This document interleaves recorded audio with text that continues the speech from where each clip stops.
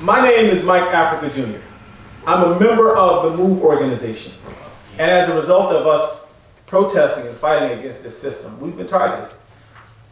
Many times our family members have been beat by police, shot by police, jailed by police, put in prison for years, decades. Our family was so heavily targeted by the government. At one point, the Philadelphia police flew a helicopter over our house and dropped a bomb on our house and killed 11 of our family members. People that were trying to escape the house, the police shot them back into the house. People that the house was on fire and burning at over 2,000 degrees. And when the people tried to escape the house, the police shot them back into the house. Some of the people that did escape the house were shot and thrown back into the fire. We have suffered many losses for our fight for protecting life, people, animals, and the environment. My parents spent 40 years in prison because of their stance against the system. 2018, for the first time in my life, my parents came home because of the fight and the unity that people have in them fighting for them to come home. The MOVE organization was founded in the early 70s by John Africa. The mission of the organization is to protect life and to encourage other people to protect life too. And when we say life, we're talking about people, animals, and the environment. As a result of having this belief and encouraging other people to protect life, we were targeted by the system and their officials, the police, because when you are protecting life, what you're doing is you're extracting yourself out of the system and supporting it. At the time in Philadelphia, there was a very controversial mayor by the name of Frank Rizzo. He was known for his racism and his brutality against African Americans. And his police were used and militarized to attack MOVE people, and they did. And they attacked people, and they beat people, and the beatings escalated, and they would come to our house, and at one point they beat one of the pregnant women, and they beat her to the point where she suffered a miscarriage. And on other occasions, when MOVE people would get arrested, other MOVE people would protest to get them out of prison, and we protested. We want justice. They didn't do anything wrong. They didn't break any laws. They're maybe 12 or 13 years old. You locked them up for nothing. We want our people home. And that led up to other things. And we couldn't get justice. It became very frustrating. So on May 20th, 1977, MOVE took a defensive stand. We said, we ain't going through this with you no more. If the police come at us, we're letting the people know we're going to defend ourselves. We got the right to self-defense. We got the right to freedom of speech. We ain't breaking no laws, and we're not accepting this. You're beating and killing our people.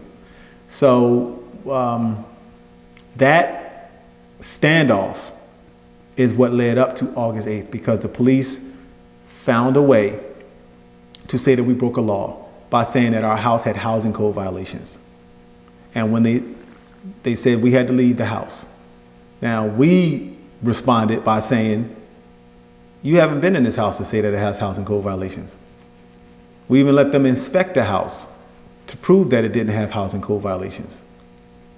But they said it did anyway, and their response and how they dealt with the housing code violations was to send 600 cops to the house and send bullets raining down on the people in the house, to send water from firemen's water cannons at the people in the house. That led to a police officer being shot because when they were shooting, a police officer was shot. And of course, they blamed it on MOVE. So because of that, the people in the house went to prison. And many people believe that fatal shot could well have been from law enforcement itself. Actually, I was reading that, or I've heard, maybe you could verify that the judge basically said, we don't know where the shot came from, but since an officer died, there has to be consequences. Without knowing anything more than that, sentenced everyone to prison. Is that correct? All 9. So that's the Move 9. And I do believe 2 of those individuals died in prison? That's right. Okay. And both your father and mother were sentenced, and there's still 2, is it 2 women? 2 men. 2 men.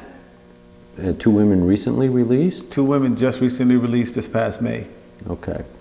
So Chuck was 18. Okay. Never spotted with a weapon, never seen to have a weapon. His hands 18, was checked, yeah. and he did not have a weapon. My dad was 22, my mom was 21, Janine was 21, Janet, I believe, was around 27, Merle was around 30-ish. There's a story that you were born in prison. Is that true? That's what they tell me. I don't remember. You don't remember. But as the story goes, you were born in prison, Right. and your mother actually kept you concealed for several days or something like that? That's what I hear. Right. So both your mother and your father are now out of prison, correct? That's right. When did that happen?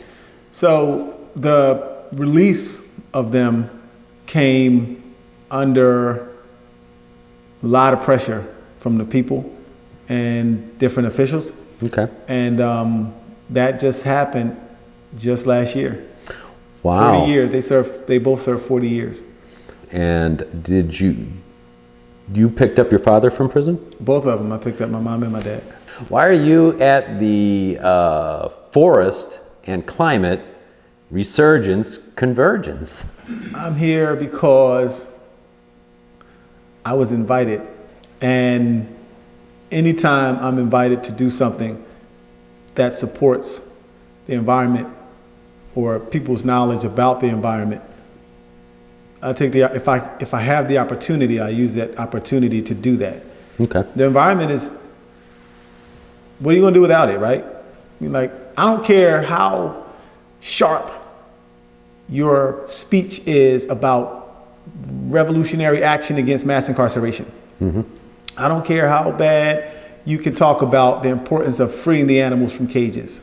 I don't care how sharp and wise you are about human trafficking. Whatever kind of revolutionary position you take, you are not taking without the environment.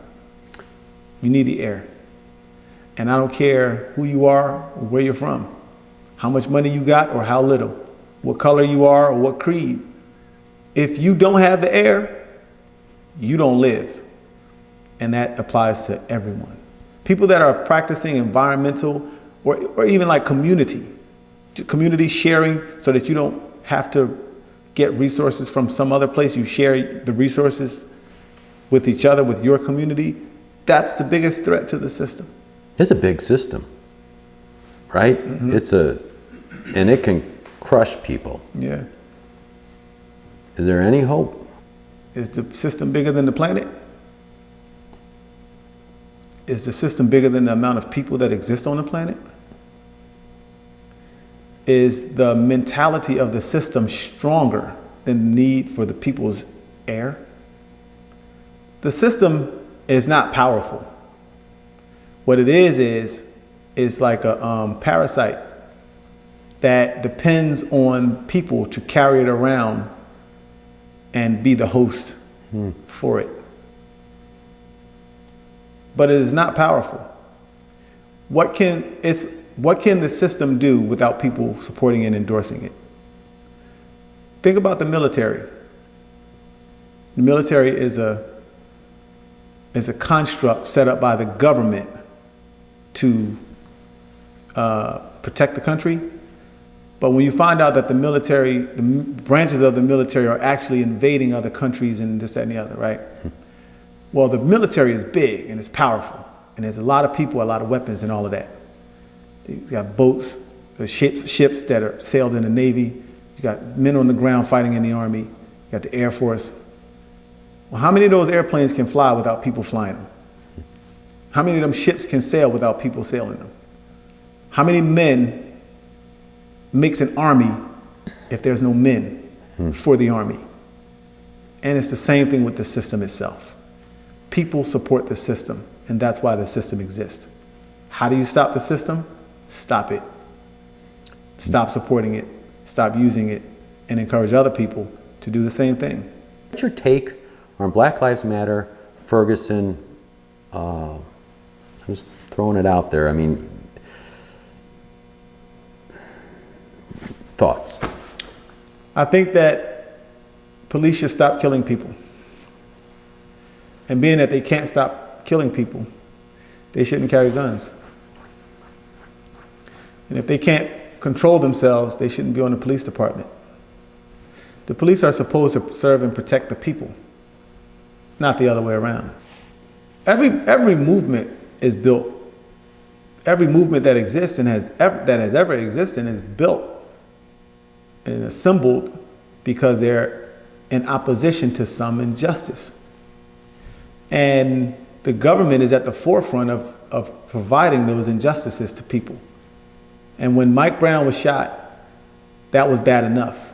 But when Darren Wilson was freed, that just made it worse. Mike Brown had bullet holes in the top of his head. If Mike Brown had been the killer of Darren Wilson, would Mike Brown have gone home?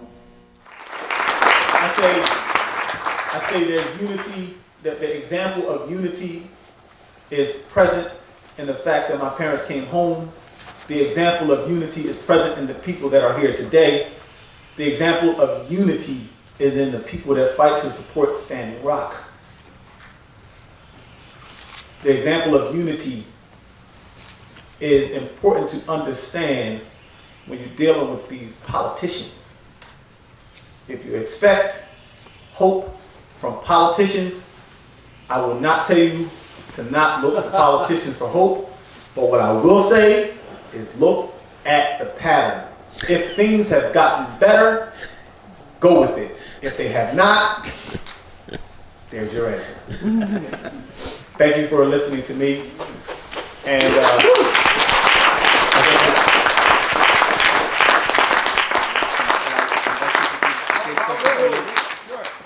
the move. Who said that?